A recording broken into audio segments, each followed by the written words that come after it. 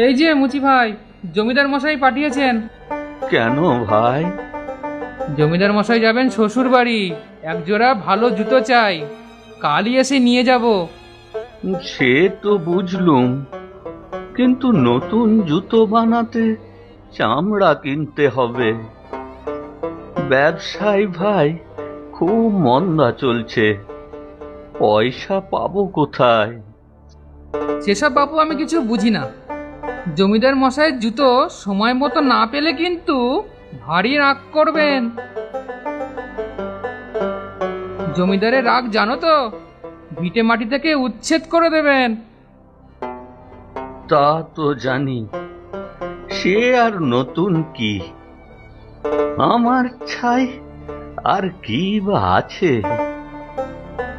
ঘরে নুন আনতে পান্তা ফুরোয়, গিন্নিকে দুবেলা খেতে দিতে পারি না।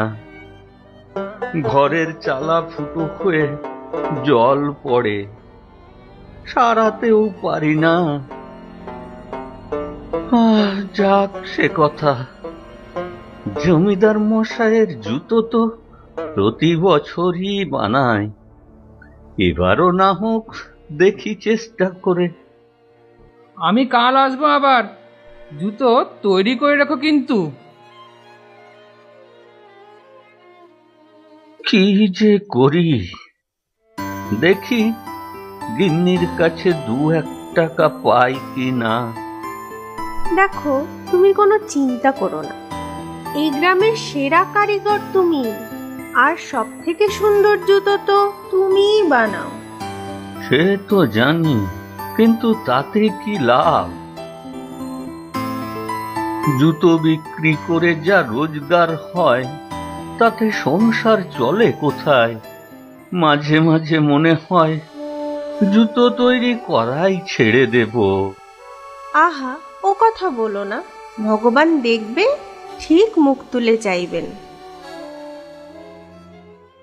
এই নাও, আমার কাছে সামান্য কিছু টাকা আছে, তুমি চামড়া কিনে আনো।